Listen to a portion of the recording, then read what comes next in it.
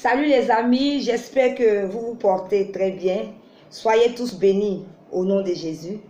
Et pour ceux qui ne me connaissent pas, je suis Gloire de Dieu, servante de l'Éternel, conseillère conjugale et éveilleuse de conscience. Alors nous sommes toujours à notre grand séminaire, faire le bon choix de son partenaire de vie, en d'autres termes, faire le bon choix de son époux ou de son épouse.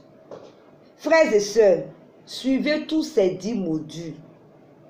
Le choix d'un partenaire est très capital pour notre destinée. Si tu fais un mauvais choix, tu peux trouver la mort. Tu peux être déstabilisé. Voilà pourquoi je vous demande de suivre ces 10 modules. Suivez, c'est pour vous-même. C'est pour vous-même. On ne joue pas avec le choix d'un époux ou d'une épouse. Même vous qui êtes mariés, en écoutant cette vidéo, vous pouvez restaurer quelque chose dans votre couple. Donc suivez ce grand séminaire qui va vous faire du bien. Toujours, je le répète. Aujourd'hui, nous sommes au module 8, qui est composé de 2 questions. Fait-elle ou fait-il des sacrifices pour vous? Est-il ou tel battant ou battante? Nous allons voir maintenant la première question. Fait-elle ou fait-il des sacrifices pour vous? La personne avec qui tu marches en ce moment, que tu désires emmener au mariage, est-ce que cette personne fait des sacrifices pour toi? Chers amis, c'est très important. L'amour, c'est aussi faire des sacrifices. Si tu ne tombes pas sur une personne qui est capable de faire des sacrifices pour toi, ça sera difficile. Il faudrait que la personne que tu as choisie, que tu désires rester avec elle jusqu'au mariage, puisse faire des sacrifices pour toi. Regardez, observez, c'est pas un jeu, le mariage. C'est l'un des critères. Il y a des personnes qui se mettent en couple avec des gens qui ne sont même pas capables de lever même les doigts quand ils sont en difficulté ou bien quand ils traversent un moment difficile.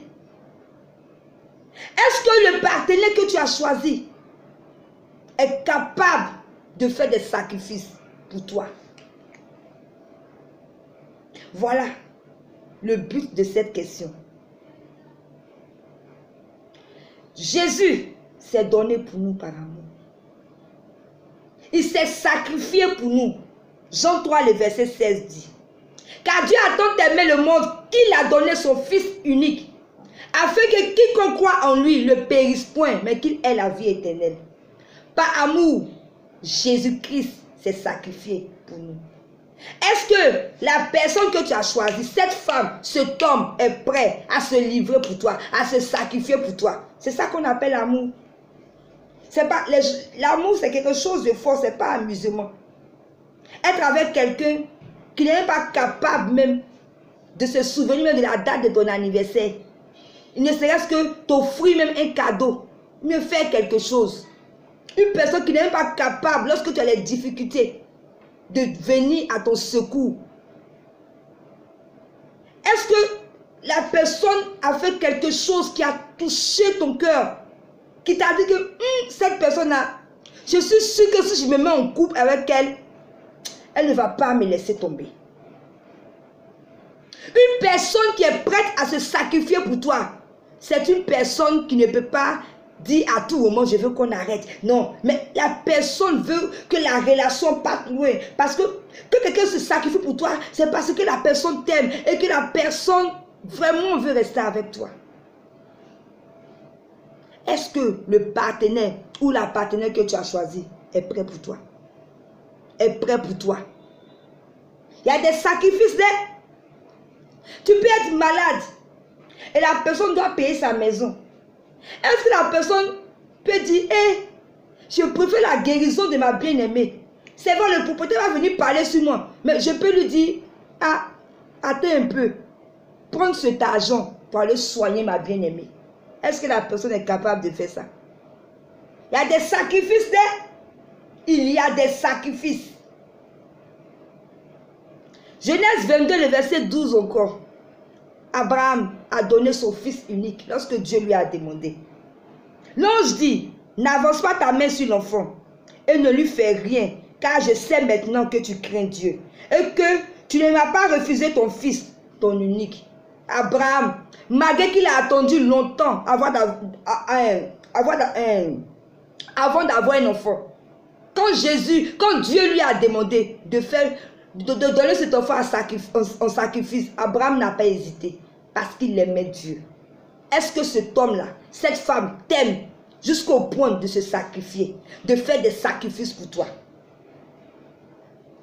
C'est ainsi que nous devons faire des sacrifices, des efforts, dans le but de toucher le cœur de la personne que tu prétends aimer. Alors si la personne avec qui vous comptez vous engager vous aime sincèrement, elle vous mettra avant les autres. Elle fera toutes sortes de sacrifices pour toucher votre cœur. Elle se privera pour vous et fera de vous l'une de ses grandes priorités. Elle fera pour vous toujours plus et mieux. Elle vous écoutera plus que quiconque et prendra toujours position pour vous. Si elle ne réagit pas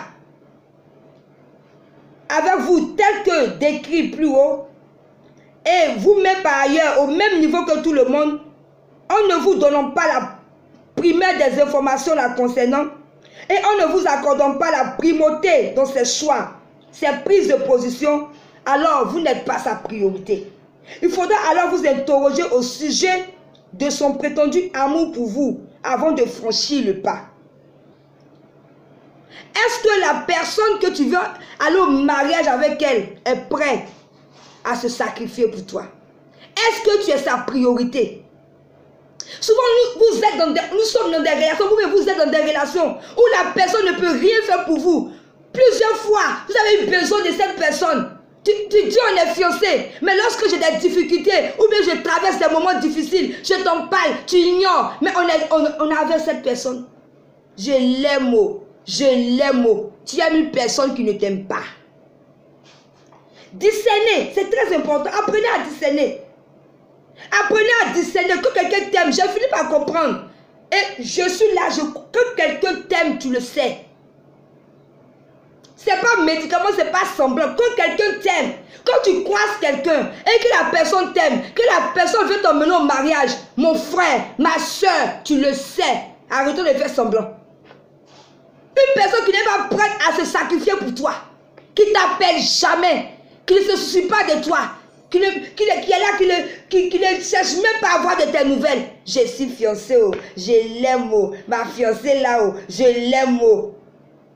Et est-ce que la personne peut se sacrifier pour toi? Est-ce que tu es la priorité de cette personne? Quand tu aimes quelqu'un, dès que tu te lèves le matin, tu vas avoir les nouvelles de cette personne. Comment la personne a dormi? Si la personne a fait quoi? Quand la personne a besoin de quelque chose, mais quand tu n'en as pas, tu peux te sacrifier pour cette personne. Voilà où peut aller l'amour. C'est important de savoir si ton fiancé ou ta fiancée est ta priorité. Si la personne se sacrifie pour toi ou bien tu es sa priorité. C'est important.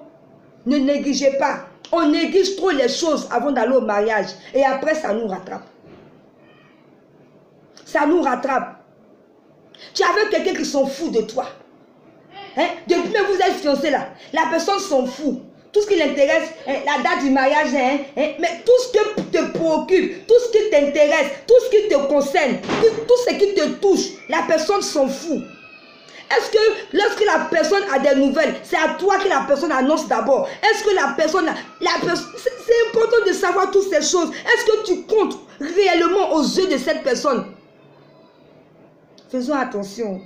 Si tu es avec quelqu'un qui ne te prend pas pour sa priorité, qui ne s'occupe pas de toi, qui t'ignore quand tu as les soucis, qui n'a jamais levé le doigt pour toi, qui n'a jamais fait un sacrifice pour toi, il faut réfléchir. Il faut réfléchir, va prier ton Dieu, il faut réfléchir. Ne t'engage pas comme ça. Parce que c'est très important d'avoir à ses côtés une personne qui est prête pour toi. Il y a beaucoup de choses dans le mariage. Hein. Il y a beaucoup de choses. Ça peut aller bien au début, mais si tu es malade, est-ce que la personne peut se sacrifier pour rester à côté de toi? Tu peux avoir une dépression. Est-ce que malgré cette dépression, la personne peut être à côté de toi? Parce qu'une personne qui est capable de se sacrifier pour toi, dans toutes tes situations, la personne est à tes côtés. Est-ce que si demain tu n'as plus les moyens, cette personne peut rester à tes côtés? Est-ce que mon fiancé est prêt à se sacrifier pour moi? Est-ce que ma fiancée est prête à se sacrifier pour moi? Voilà un peu. J'ai répondu à la première question. Nous allons passer à la deuxième question.